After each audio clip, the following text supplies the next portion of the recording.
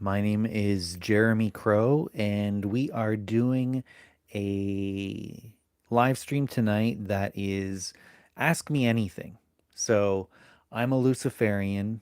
I've been a Gnostic Luciferian in particular for at least 25 years minimum, and I've been an occultist for longer than that, for at least another 5 years beyond that. So I have over 30 years of experience as an occultist. And ask me anything. So I do these every now and then where I just open it up to whatever we want to talk about. And one of the things that I like to do is to start these off with a divination. And the divination of choice that I've been doing lately has been using the I Ching. And rather than go through the whole elaborate process of deriving a hexagram from the I Ching using coins or yarrow stalks or anything like that, grains of rice, um, I just do a bibliomancy version where I open it up and I use Benabel Wen's copy or the book, the translation that she produced. I really like this one. Um, and I just open it up to a random hexagram and then read the oracle portion of the divination. And that's what I do for the live streams. If you want to get this book, I'll put a link in the description afterwards. It's really good. And she has a great channel as well. You should check it out. So, oh, I see Wraith already sent a live chat, or sorry, super chat. Thank you so much, Wraith. I appreciate the support. So let's see what we get for tonight's divination.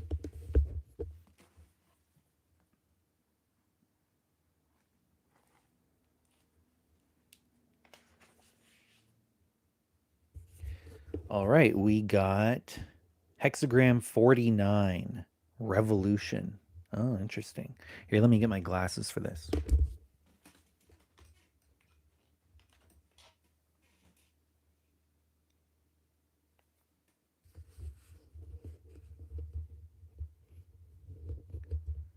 Oh wow, Mr. Fantastic Bear says that they were just about to see if they were going to do a reading for themselves, and here we go. Here's a reading. Hopefully, this resonates with you. So, hexagram 49, revolution. And this hexagram is composed of the fire trigram with the lake trigram above it. And I'll show you a picture here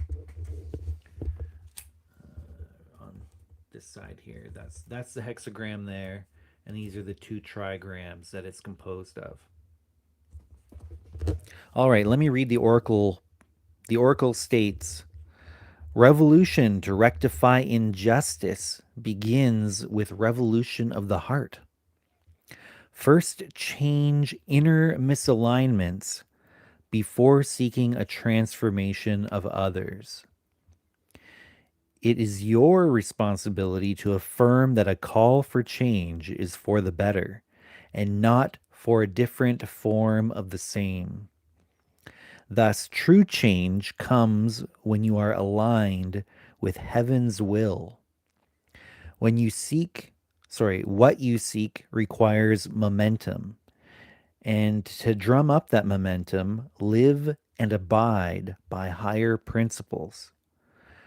Those who see you embody the higher principles will be attracted to you and you will gain momentum.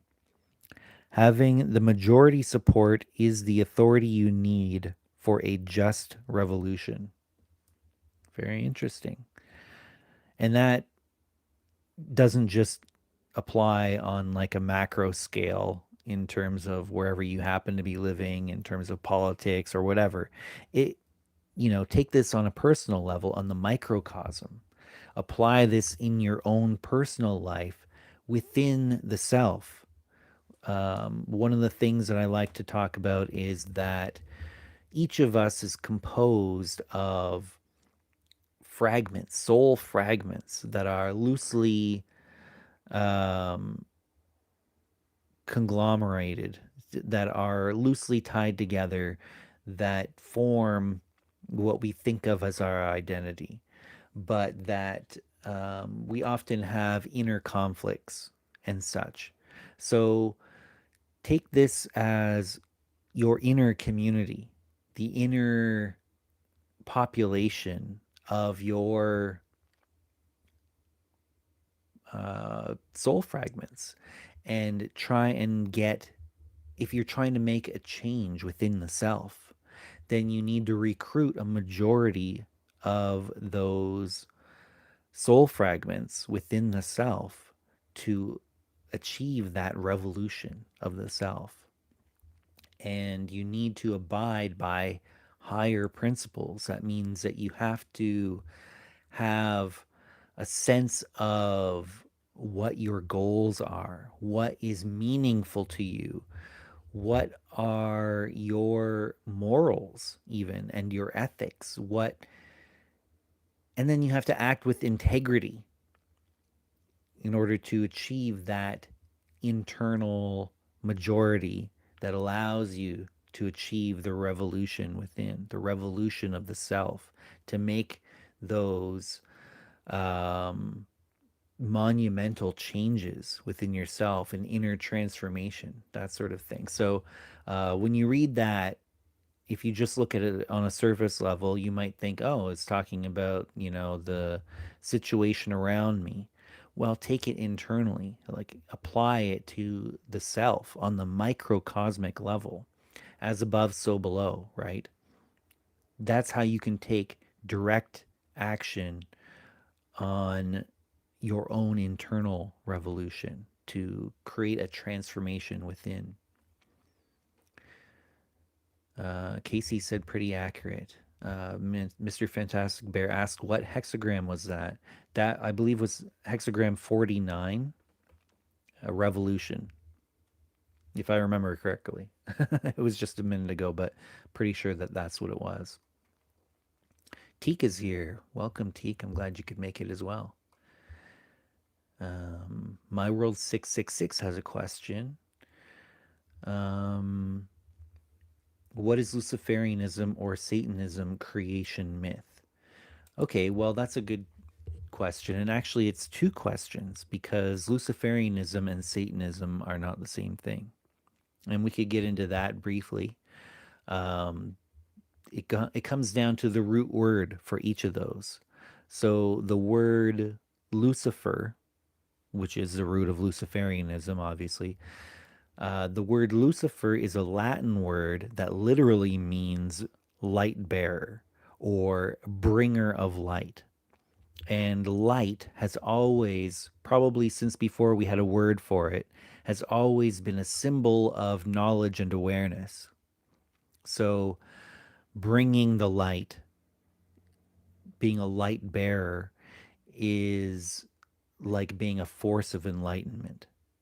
So that's what Lucifer means if you get right down to the core literal etymology of the word itself. We can go even further in depth, but that's kind of taking us away from the question a bit. The word Satan, which is obviously the root word for Satanism, the word Satan is derived from Hebrew, and it means adversary or accuser. And if we want to understand that, it's something that's in opposition and challenging something else. So, right from that, you can see it's sort of, there are people who practice both, and there are ways in which that Luciferianism and Satanism have overlapping concepts and ideas and philosophies, but they are two different things. A lot of religions, a lot of spiritual systems, a lot of philosophies have overlapping parts. Like, think of a Venn diagram, the two circles, there's an overlapping part in most different. You could probably create a Venn diagram with uh, almost any two religions or philosophies or occult systems out there and find some sort of overlap. And definitely Luciferianism and Satanism have an overlap between them, but they are distinct circles in that diagram. So the creation myth, I don't know if there is a concrete or universal creation myth for either of them, really. You could say that in Satanism, let's say as an example, in Satanism, they tend to emphasize the carnal nature of humanity, recognition that the human being is another species of animal like any other. We have our own unique um, qualities, our own abilities and specialties, you could say, our own special, unique qualities and abilities that other species don't have. But every species of animal or creature has their own unique qualities to them. That's what makes them a separate species from any other, right? We do definitely have some very interesting abilities that a lot of people have said actually we're not animals because no other animal can do this or that. Well, you can't do some of the things that, I mean, you can't run as fast as a cheetah can run. You know, you can't um, flap your wings and fly around. You know, you don't have wings. You know, you can create something, but that's tool making and tool using ability that you're using. You're not utilizing um, specific limbs that are designed to help you achieve flight. You know what I mean? So, um, in Satanism, the recognition is that you are a species of animal, a creature. And so the creation myth of Satanism is probably something along the lines of Darwinism and creation, creation of our species through evolution. Satanism creation myth is probably something along the lines of what is taught in science. With Luciferianism, um, it's so different. And depending on whether you're talking about Gnostic Luciferianism or, there's so many different things we could explore there. And I don't know if I want to get too deep into that. Um, but in the way that I view it personally, if you ask me, and I don't speak on behalf of all Luciferians, because Luciferianism is non dogmatic. There is no pope of Luciferianism. And if somebody claims to be, then they're talking out of their ass. Because there is no ultimate authority in Luciferianism besides yourself. There are, what we could call elders within the community, people that have been around for a long time, such as, well, I'm not going to name names. You probably have some names that come to mind when I say that. But those are people that have some knowledge and experience, and we can learn from those individuals, but they are not the ultimate authority in Luciferianism. You yourself are the ultimate authority within Luciferianism. Each of us, each Luciferian, is the ultimate authority for Luciferianism for that individual. But for me, I believe that, and this is what I've come to understand through my various different practices and experiences and studying and researching and experimenting, is that the world of experience that we experience is a type of dream, and that it came about in the same way as a typical dream would come about. It spontaneously arises within the substrate of mind, and we get caught up in it.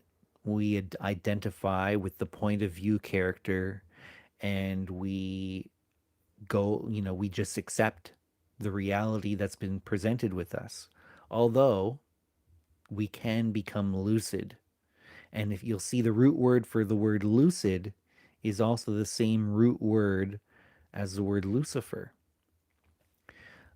So we could get into that if you want to, but let's see what else we have here in the chat. Hopefully that at least whet your appetite for the answer or for the question and gave a little bit of insight.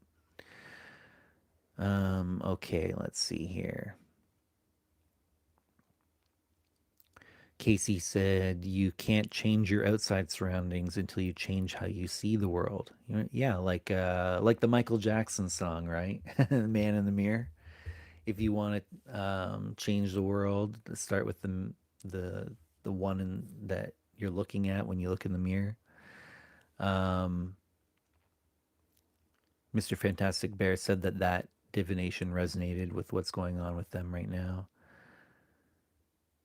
The Apex Christian said, "I have multiple books of yours and really enjoyed them. Thanks for being a pillar in the left hand path and providing information that enriched my exploration." I appreciate that. Thank you very much. Um, yeah, I'm happy that the information that I've been providing can be of assistance to some people who are looking for that sort of thing. Wraith said, "Could Satan be derived from the word Saturn?"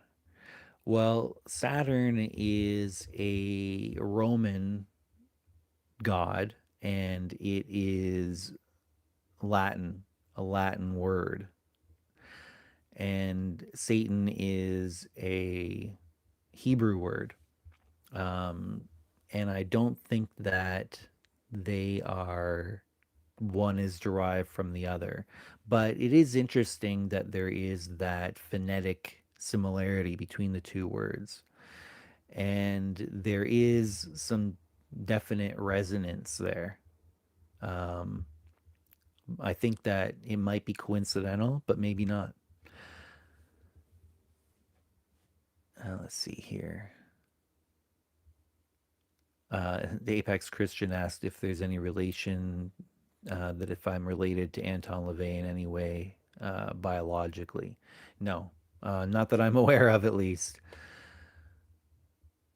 Teak asks, or Teak mentions here, Satan was the prosecutor in the book of Job, as if perhaps it was on Yahweh's counsel. Yeah, so the role of Satan has definitely changed considerably over the years and over the centuries, you could say, as has Lucifer. So the word Lucifer has taken on a much different meaning in popular mainstream culture compared to what it originally meant in Roman society before um, the King James version of the Bible was translated, which led to all sorts of reinterpretations of that word. And likewise, the word Satan, the name Satan or the title, um, has changed considerably from the Old Testament or the Jewish scriptures into when it was utilized within Christianity. The role of Satan changed quite a bit as well.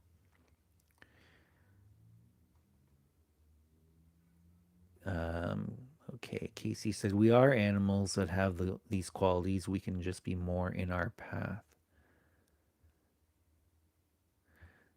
Lunar Primate mentions Dr. Michael Aquino, that was the founder of the Temple of Set, and that is a left hand path esoteric order that schismed off of the original Church of Satan and took on a much more occult form of Satanism and focused more on the Egyptian god Set. Although there are a lot of different ways that you can explore the left hand path through the Temple of Set and Setian philosophy. But it was definitely a much more occult way of approaching Satanism compared to the Church of Satan, which Michael Aquino originally was a member of, um, and helped Anton LaVey even write some rituals and run the organization. And then he founded his own and took a lot of members from the Church of Satan with him when he did that.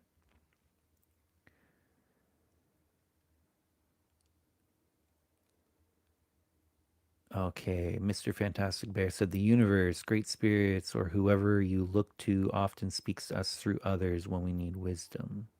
Absolutely. And that's something that ties into that idea of the dream. And actually, I'm actually wearing a Matrix shirt right now.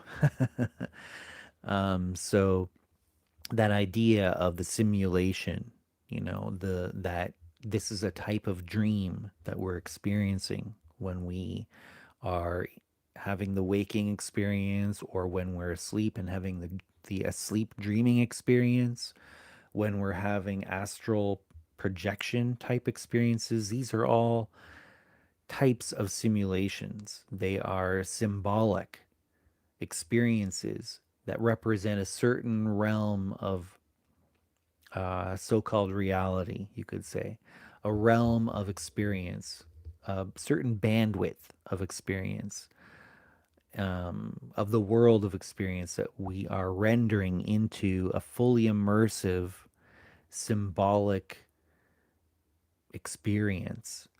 And it's not base reality, it is a symbolic representation. And therefore, it's all symbolic. When we are having a dream, you know how often when you have a dream and it feels very significant, you will have, you can do a dream interpretation, right? Where you look at the events of the dream and the symbols that you encountered within the dream, the various different things and places and people that you encountered, situations you found yourself in. And then you start to say, well, what could that mean symbolically? You can do the exact same thing for waking experiences or, the so called waking experience, this experience that we're having right now. The words that I'm saying to you, the T-shirt that I'm happen to be wearing, this symbol we have here is also the fact that we are having this conversation through the internet, and perhaps the things that are in the space where you are experiencing this video, if you're driving home and you're listening to it on your radio, or sorry, your stereo, or if you are in your room and watching this on your phone or a laptop, or if you're in your living room, the situation that you are currently in, all these things are symbolic and we can interpret those in real time, just like we would interpret a dream after we've woken up and analyzed it. Or if we are having a lucid dream, if you're asleep and dreaming and you end up having a lucid dream, you have the opportunity to interpret that dream in real time while you're having it because you are aware that you are dreaming while you're in the dream. That's what lucid dreaming means. Some people think that lucid dreaming means a very vivid or significant dream. And it's not. That I'm not taking away the importance of those types of dreams, but that doesn't define technically what a lucid dream is. A lucid dream very specifically is a dream in which you are aware that you're dreaming while you're in the dream. So if you become lucid within the dream, you can interpret it in real time if you know how to interpret dreams. Same thing when you're awake or when you are having the waking experience, you can interpret what you are experiencing in real time in the same way. It's like becoming lucid of the waking dream. Let's see here.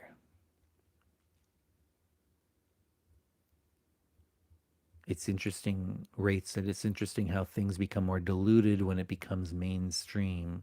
I think that a lot of times things get co opted and twisted to suit the narrative of those who are in control of the narrative and are able to put forth that sort of propaganda in order to maintain their power.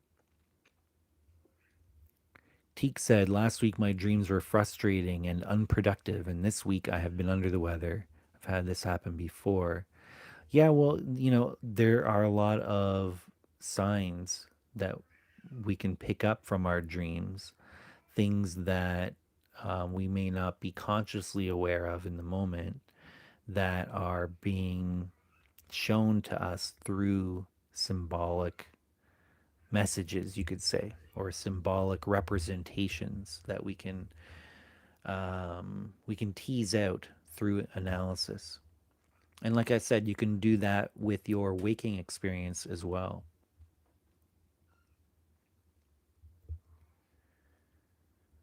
Julian asks, Three Eye Atlas, a comet or UFO? We'll find out, I suppose. Hopefully, we'll find out. It is odd, but at the same time, it's only the third interstellar object we've ever observed since we started observing, which hasn't been that long ago. So, um, yeah, we'll find out. I don't really have a very strong opinion on that. Um, UFO, I assume you mean some sort of alien craft when you say that word UFO. Um, I think that it's much more likely to be a comet, but it would be really cool if it was something else. It would be interesting anyway. It would be uh, it would be quite something. So we'll find out hopefully. Lunar Primate, the profundity of symbolism is so compelling that I'm drawn to distilling everything I encounter to the underlying archetypes. Yeah, I feel ya there, Lunar Primate, absolutely. And what's interesting is within Thelema, the system of occultism founded by Aleister Crowley, there is a level of initiation referred to as Magister Templi. And when you take that degree, there is something referred to as the Oath of the Abyss. And it has several different clauses within it, but one of them in particular is relevant, I think, where it is that you will take everything that you encounter as a direct message from the divine to you, to yourself. And you know, I think that it's worded in a very dramatic way, and I don't feel that it is actually necessary to take that oath. I feel that as you develop in your spiritual path, that eventually you will start doing that naturally. And that there are people who have taken that oath of the abyss, and they may not have been ready for it. And there are stories of people who have um, basically gone mad because they took it so seriously and they maybe weren't ready for that level of initiation. They're kind of forcing it rather than allowing it to just naturally develop into the way that you would interact anyway. I hope you understand what I mean. But some people really try and push this because they have this idea of progress, right? Well, why not just explore and do the great work, try and achieve that alchemical process within the self, which is ongoing, and manifest greater and greater levels of quintessence or fifth element, you could say.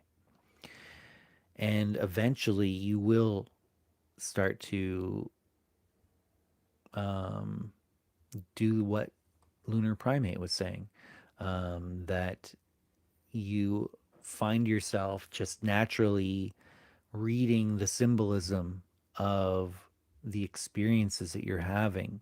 It's like the alchemists referred to it as a green language or the language of the birds. Sometimes it was referred to as. And it's like also it's referred to as reading the book of nature and learning to be able to recognize symbolism that you're encountering on a daily basis. Another version of that is augury, like you see certain birds fly by, and that is symbolic of something. It means something to you. And that can devolve into superstition, but at the higher levels, it's what Lunar Primate was talking about there, and what I had been referring to earlier as well.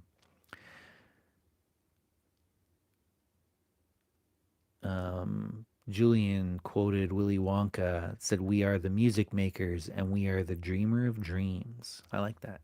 That's a good one. Roald Dahl, the author of that book. So, actually, I wanted to mention. Oh, cool. Teak mentioned the Tower card. That's my favorite tarot card of all.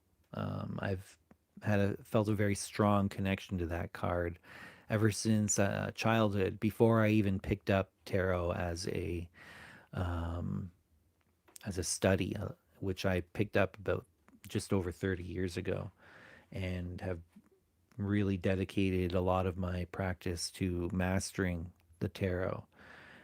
Um, and still, the Tower card, even before that, so more than 30 years, I've felt a very strong connection to that card in particular. The underlying symbolism of that card is related to Mars, the planet Mars. But yeah, we can get into that in another video or something. I've mentioned it before a few times. I have a tattoo, a back piece, a full back piece. My one and only tattoo is a full back piece, and it's a stylized version of the Tower card, actually. So we're coming up on 11:11 Eastern time, my local time, and I wanted to let everybody know that after this live stream, and I had planned to end this live stream somewhere around 11:11. We still have a few minutes and we can go a little bit over if we feel like it. But after this live stream is over, there will be a private meeting for members of the Novus Ordo Luciferi. That is an esoteric order that um, that I officially ritualistically manifested on December 21st of 2023. And that's so we're coming up on almost 2 years now of the order being in operation. And some of the members are here tonight in this live stream. And afterwards, when we finish this live stream, we'll be having a private meeting. And if you want to participate in that, you can actually join Here, I will put a link. Um, I'll put a link to the post that you can um, unlock if you join the Patreon for the Novus Ordo Luciferi. And that'll unlock at the Torchbearer tier or above, and that's only $5 USD. And that gets you a full month of unlimited access to the private meetings, such as the one we're going to be having shortly, um, as well as all of the um, courses that we have available on the Novus Ordo Luciferi website. And let me just share you that link as well. We have, I believe we have at least 13 courses currently available on that website. And you can, what basically, once you join the Torchbearer tier, the $5 per month tier or above on the Patreon, you can log in to the novusorderluciferi.org website, and then you can access all of those courses. And it's a full learning platform with embedded video in different course modules or lessons within each course. And we have over 40 hours worth of video lessons that you get unlimited access to as a member, which, as I said, is only $5 USD per month. And there is a course that has about 8 hours worth of video on lucid dreaming and astral projection. There's another one that's about 7 hours, I think, for tarot, which gets, both of those are very in depth courses. And they start off very beginner. They don't assume that you know anything about the subject to start with. So it gets you up to speed, and then it gets into some very advanced material by the final module. And we also have a workshop on how to improve your dream recall. If you don't have good dream recall to begin with, that's a great one to start with before taking the lucid dreaming and astral projection course.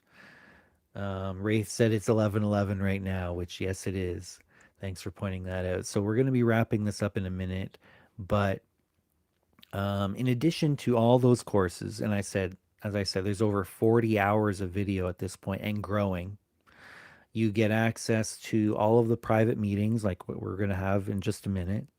When this live stream ends, there'll be, if you go to that Patreon, the most recent post that you can unlock if you become a patron has the meeting link in it. And there are a bunch of written documents as well that include teachings, practices. You get to learn a system of occultism, a unique system of occultism that I've developed over the course of my 30 plus years of dedicated study and practice of occultism and my exploration of various different systems.